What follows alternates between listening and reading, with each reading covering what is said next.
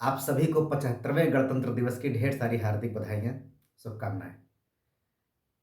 इस बार गणतंत्र दिवस की पूर्व संध्या पर देश की राष्ट्रपति महामहिम द्रौपदी मुर्मू जी ने अपने संबोधन में मूल कर्तव्य की चर्चा किया। उन्होंने कहा कि संविधान में प्रदत्त मूल अधिकारों की तो हम बात करते हैं, लेकिन मूल मूल कर्तव्यों के बारे में अक्सर हम भूल जाते हैं, अपने दायित्वों का निर्वहन नहीं करते हैं। इस अवसर पर मुझे लगता है कि मूल कर्तव्य पर एक बार फिर से चर्चा करना आवश्यक है। यह चर्चा एक तरफ जहाँ देश के नागरिकों के लिए उनके कर्तव्यों को ध्यान दिलाने के लिए किया जा रहा है, वहीं दूसरी तरफ प्रतियोगी छात्रों की दृष्टि से इसमें लगभग 7-8 प्रश्न जो ऑब्जेक्टिव टाइप के एग्ज़ाम में प्रश्न पूछे जाते हैं या साक्षात्कार में पूछ लिए जाते हैं, इस तरह के प्रश्नों की भी चर्चा की जाएगी कि कहाँ से कौन से प्रश्न पुट अप किए जाते हैं। आइए बात करते हैं संविधान के भाग 4 में दिए गए मूल कर्तव्य पर। भाग 4 क में मूल कर्तव्य की बात की गई है। सबसे पहले सवाल जो बनता है वो ये पूछा जाता है कि इस समय वर्तमान समय में मूल कर्तव्यों की संख्या कितनी है? इसका सही जवाब है 11। इसके बाद दूसरा प्रश्न जो बनता है वह यह पूछा जाता है कि जब मूल कर्तव्य जोड़ा गया तो उतने समय मूल कर्तव्यों की संख्या कितनी थी? तो इसका जवाब है 10। इसके बाद एक प्रश्न बनता है कि मूल संविधान में मूल कर्तव्यों की संख्या कितनी थी? यह परीक्षार्थियों को थोड़ा सा भ्रमित करने के लिए प्रश्न पूछा जाता है। विकल्प दे दिया जाता है 5, 4, 7, 9, 0। वास्तव में मूल संविधान में मूल कर्तव्यों का जिक्र नहीं किया गया था। यह 42वें संविधान संशोधन द्वारा जोड़ा गया था। तो जब भी प्रश्न पूछा जाए कि मूल संविधान में मूल कर्तव्यों की संख्या कितनी थी, तो जो शून्य या कोई नहीं का ऑप्शन होता है वही सही होता है। इसके बाद एक प्रश्न बनता है 11वां मूल कर्तव्य जो जोड़ा गया वह क्या है? सबसे ज़्यादा इंपॉर्टेंट ये ज़्यादा इसलिए पूछा जाता है क्योंकि यह बाद में जोड़ा गया था।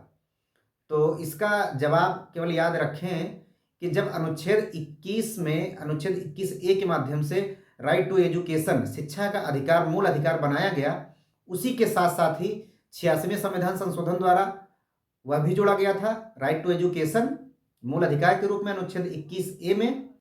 इसी तरह से 11वां मूल कर्तव्य भी शिक्षा से ही जुड़ा हुआ है और वह है माता पिता के द्वारा 6 वर्ष से 14 वर्ष के बच्चों को शिक्षा का अवसर प्रदान किया जाएगा। यह 11वां कर्तव्य है।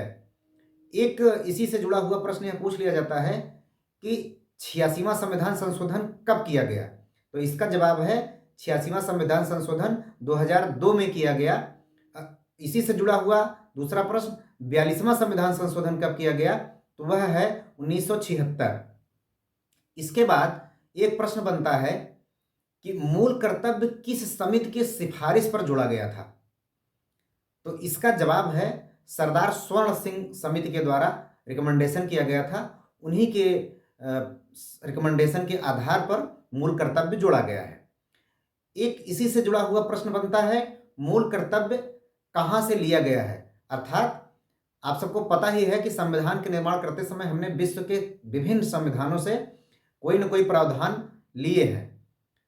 उसी क्रम में यह भी पूछा जाता है कि मूल कर्तव्य कहाँ से लिया गया है? तो इसका जवाब है सोवियत संघ, जिसको अब रसिया कहा जाता है। तो मूल कर्तव्य कहाँ से लिया गया है? सोवियत संघ से। ये सभी प्रश्न हो गए बेसिक प्रश्न, ये सामान्यतः पूछ लिए जाते हैं। लेकिन जब कभी पेपर थोड़ा सा और कठिन बनाना होता है तो ज़्यादातर यह पूछ लिया जाता है कि मूल कर्तव्यों में किस क्रम में कौन सा मूल कर्तव्य है, मतलब कहाँ पर कौन सा मूल कर्तव्य रखा गया है। तो इसके लिए हमको मूल कर्तव्य जो 11 मूल कर्तव्य दिए गए हैं उनको याद रखना होगा, स्मरण रखना होगा। अब हम मूल कर्तव्यों का पाठ करते हैं। अनुच्छेद 51 क भाग 4 क अनुच्छेद 51 क मूल कर्तव्य। भारत के प्रत्येक नागरिक का यह कर्तव्य होगा कि वह क संविधान का पालन करें और उसके आदर्शों, संस्थाओं, राष्ट्रध्वज और राष्ट्रगान का आदर करें। ख, स्वतंत्रता के लिए हमारे राष्ट्रीय आंदोलन को प्रेरित करने वाले उच्च आदर्शों को हृदय में संजोए रखें और उनका पालन करें।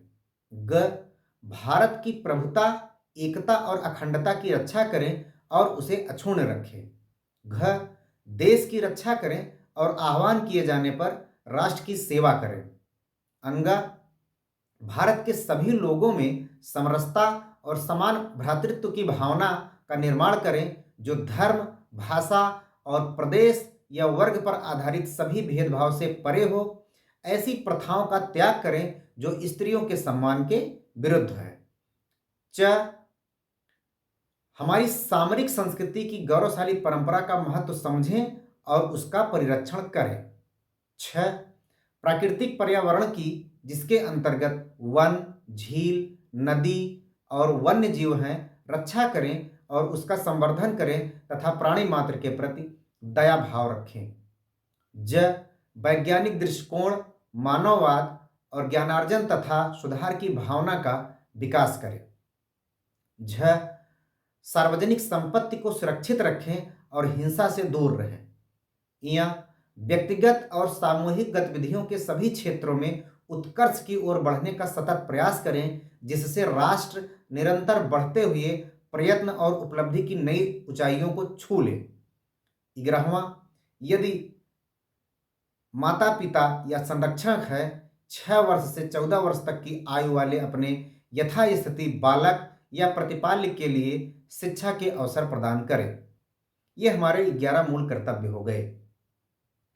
जैसा कि महामहिम द्रौपदी मुर्मू जी ने अपेक्षा किया है, चर्चा किया है, हमें यह ध्यान रखना होगा कि जिस तरह से प्रतियोगी परीक्षाओं की दृष्टि से इसके तथ्यों को स्मरण रखना है, उसी तरह से एक जिम्मेदार नागरिक होने के नाते अपने भारत देश के से संबंधित जितने भी मूल कर्तव्य बताए गए हैं उनको अपने व्यवहार में ले आना है।